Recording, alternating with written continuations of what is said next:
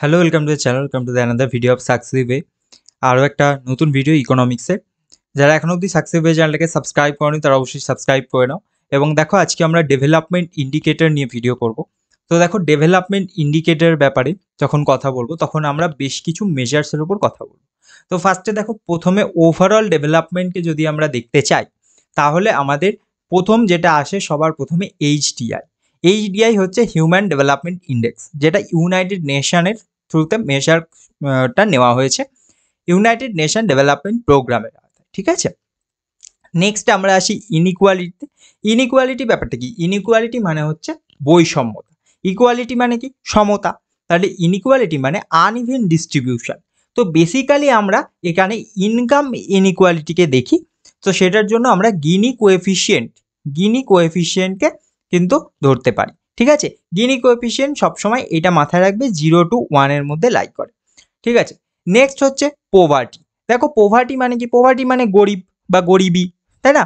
তো পোভার্টির জন্য আমরা ফার্স্ট যে মেজারটা দেখছি সেটা হচ্ছে এইচপিআই, হিউম্যান পোভার্টি ইন্ডেক্স। ওকে, সেকেন্ড আরেকটা আছে এমপিআই। এমপিআই হচ্ছে মাল্টি ডাইমেনশনাল পোভার্টি ইন্ডেক্স। ঠিক আছে, দুটোই কিন্তু খুব ইম্পর্টেন্ট মেজার, দুটোই খুব ইম্পর্টেন্ট ইন্ডেক্স। ঠিক আছে, নেক্সট আসছে আনএমপ্লয়মেন্ট। আনএমপ্লয়মেন্টের জন্য দেখো, বেকারত্ব। আনএমপ্লয়মেন্ট মানে কি? বেকারত্ব। এমপ্লয়মেন্ট মানে কি? কাজ যাদের কাছে রয়েছে। তো আনএমপ্লয়মেন্ট কিন্তু বিভিন্ন টাইপের হয়। এইখান থেকে আরেকটা জিনিস তোমরা একটু দেখে নেবে, সেটা হচ্ছে টাইপস অফ আনএমপ্লয়মেন্ট।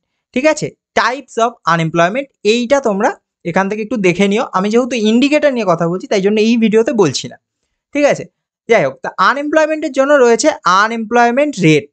ঠিক আছে, আনএমপ্লয়মেন্ট রেট কিন্তু খুব ইম্পর্টেন্ট একটা মেজার বা খুব ইম্পর্টেন্ট একটা জিনিস, যেটার থ্রুতে অনেক কিছু কিন্তু ডিপেন্ড করে। ঠিক আছে, আচ্ছা, আরেকটা হচ্ছে এই আনএমপ্লয়মেন্টের রিলেটেড বিভিন্ন তোমরা ডেটা বা বিভিন্ন মেজারের আরেকটা সোর্স হচ্ছে আইএলও।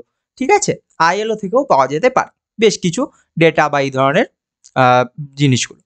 নেক্সট রয়েছে জেন্ডার ইনইকুয়ালিটি।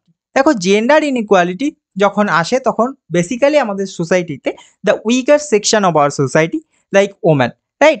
তো সেই ক্ষেত্রে ব্যাপারটা হচ্ছে তার জন্য আমরা তাদের কতটা ইনইকুয়ালিটি রয়েছে সেটার জন্য একটা মেজার করা হয়েছে, যেটা অবশ্যই ইউনাইটেড নেশন থেকেই করা হয়েছে, ইউনাইটেড নেশন ডেভেলপমেন্ট প্রোগ্রামের অধীনে, ইউএনডিপি। সেটা হচ্ছে জিআইআই, জেন্ডার ইনইকুয়ালিটি ইন্ডেক্স।